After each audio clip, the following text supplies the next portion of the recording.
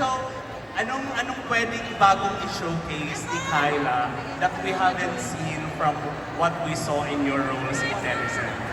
Well, dito sa fruitcake, syempre, different rin siya for me kasi nga parang first time ko rin to be part of a comedy project. So, medyo nakakapanibago din, but I'm glad to be a part of fruitcake and without spoiling anything, medyo yung character ko dito, medyo iba rin siya from my other characters. So, yun pa lang yung masasabi ko ngayon.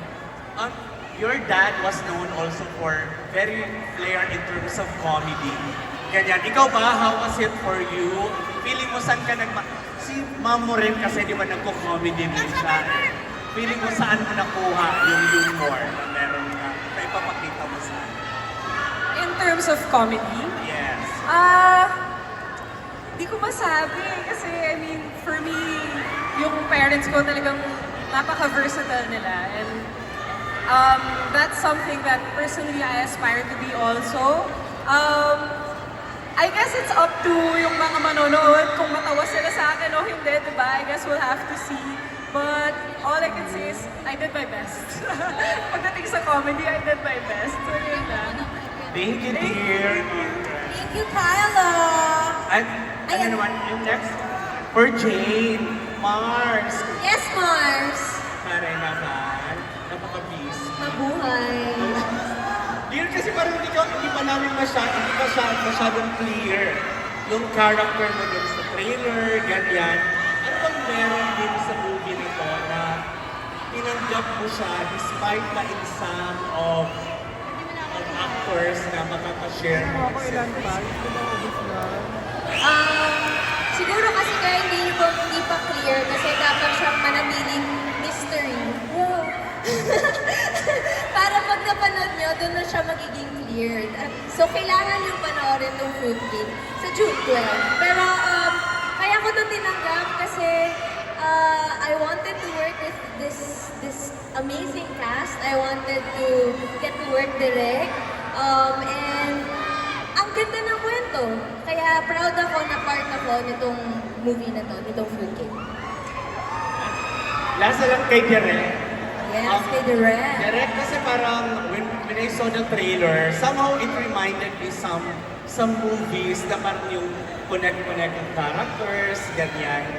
Anong meron din? Although parang mga 2000 pa naman yung mga movies na yon. Pero bakit feeling mo parang bibenta pa rin yung ganitong klaseng kwento? Yung sanga-sanga, maraming characters na kailangan mong iintindihan.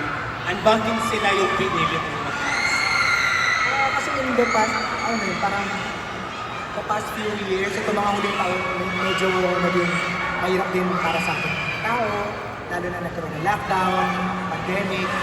Tapos parang sa panahon na yun, ang inisip lang kasi natin parang hindi mo makausap yung mga gusto makausap, hindi mahawakan yung mga kamag-anak mo, mga barkada mo hindi mo makausap. Quiet lang po muna. So, gusto kong gumawa ng something na personal kasi dahil ito nanggaling to sa ganung klaseng parang storya to na ayaw mo mag-isa, ayaw mo nang isolated ka sa mga tao. So, ang sarap lang gumawa ng pelikula na refreshing siya for me. Dahil you can see a lot of people tapos alam mong lahat konektado. Parang baliktad na baliktad to sa naranasan natin ng pandemic na lahat tayo magkakalayo. Ito parang lahat tayo connected. So, yun yung gusto kong i-achieve ng pelikula. Thank you! Congrats! Thank you, Direk. And of course, bago yung next question, quiet po muna tayo at pakinggan po natin muna ang mga cast. And of course, si Direk Joel Ferrer. Alam ko, excited na po kayo, na magpanood din yung Fruitcake and makita silang lahat. Pero para mapakinggan at maintindihan din natin ang movie, quiet po muna tayong lahat. Class quiet! Ayan. O, sige, next question po. Hi, good afternoon. I'm Chad from Manila Beat. So for my first question for Joshua. Ayan, so ang ganda lang Joshua na makita ka na very light yung trailer kanina. So compared sa mga previous project mo na sobrang heavy talaga, heavy drama or may action ka. This time, very light lang siya. Challenging pa rin ba sa'yo yung mga ganitong role? And ano yung mga funny or memorable moments mo while filming Fruit Cake? Kung challenging, yes, of course, sobrang challenging niya. Kasi, for me, rom-com, medyo kaya siya eh. Kasi parang dalawa kayo dun eh. Part niya eh. Dito comedy na, extreme comedy ang hirap. Ang hirap magpatawa ng tao. Yun din yung sinabi ko kay Direk nung umpisa eh. Sabi ko, kaya ko ba itong gawin, yung comedy? So, experiment kami sa tulong nila at ng kasama kong co-actors. Feeling ko naging komedyante naman ako na kahit pa paano. And memorable experience. I think ang pinaka-memorable sa akin doon ay yung kissing si namin ng manok. Wow, aabangan natin yan. Sabi niya kasi, hindi yun.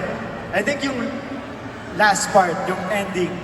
Kasi doon lang kami actually nagkasama-sama din lahat. Kasi iba-iba kami ng schedule ng shooting eh. Kasi nga iba-iba kami ng kwento. So I think yun yung masaya kasi kompleto kayo, dami nangyayari. Ayan. Ano ba yung ending ng pelikula? Especially nasa... Ay, kwento basically, na nasa, ngayon. ano tayo, isang lugar.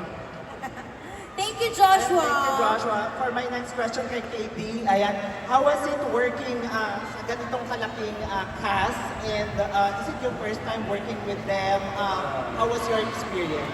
Yes, it's actually my first time working with this kind of cast. Tapos, sobrang grateful lang ako kasi ang gagaling po nilang artista at ang uhusay nila, napapanood ko sila. I'm not saying hindi ko sinasabi na matanda kayo, pero napapanood ko kayo before when I was way younger. And the fact that I'm here, kinuha ako. Quiet class. Sobrang honored po ako. And yeah, thank you. Thank you, KD. Ayan, okay. May next question pa po tayo. Ayan ma'am. Okay, another question.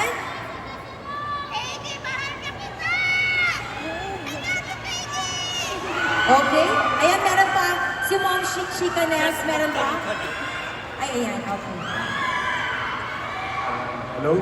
Hi, I'm Jess from TikTok. I do movie reviews. So, first question to Direk.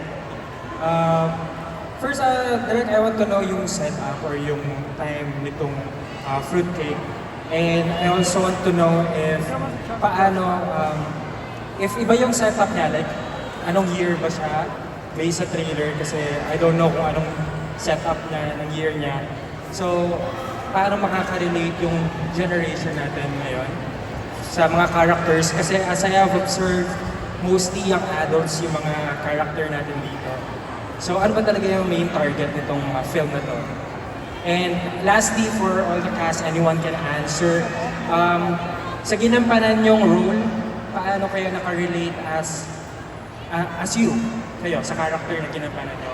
Like, mayroon bang scene na parang nagawa ko to or nangyari din sa akin to? Something like that. Or kahit sa character nila, di ba? Okay, si Direk muna. So, ano to, modern to, contemporary siya na film. So, it's set in the present day. Yung sa relatability, feeling ko more than relatability. Kasi ako rin nagsulat nito. So, sa pagsusulat pa lang nito, minsan hindi ka talaga makagawa ng pelikula or pagsusulat na parang hindi mo isinabuhay yung mga pangyayari. So, obviously, nanggaling din sa mga kilala ko to, sa mga nakita ko, siguro inspired ako nito, sa kaibigan ko, sa akin, very personal sa akin itong pelikula na to. So, ang more than relatability feeling ko, mas gusto ko na na-identify ng mga tao yung sarili nila sa film. Hindi siya, I don't think na parang millennials versus Gen Z, Gen Alpha, parang feeling ko, yung mga hardships sa yung mga pinagdadaanan ng mga tao, universal siya, na feeling ko, iba-iba lang yung forma. So, yun yung ano ko eh, yun yung actually yung magandang, gusto ko rin ipahayag din sa pelikula na to, na kahit iba-iba yung akala mo mag-isa ka sa sitwasyon ng buhay mo, isa rin na pinagdadaanan, lugmo ka, talo ka, pero akala mo nag-iisa ka, pero lahat tayo parang nasa sa nasa isang, ano lang tayo, nasa isang trend lang tayo, kumbaga. So, feeling ko yun yung gusto ko i-achieve sa kanya, na universal siya, no matter what age you are. Pero feeling ko, it's encapsulated in a young adult, in a young world. Na feeling ko, mas lively, mas sila yung nakaka-experience nun first. Thank you, Direk.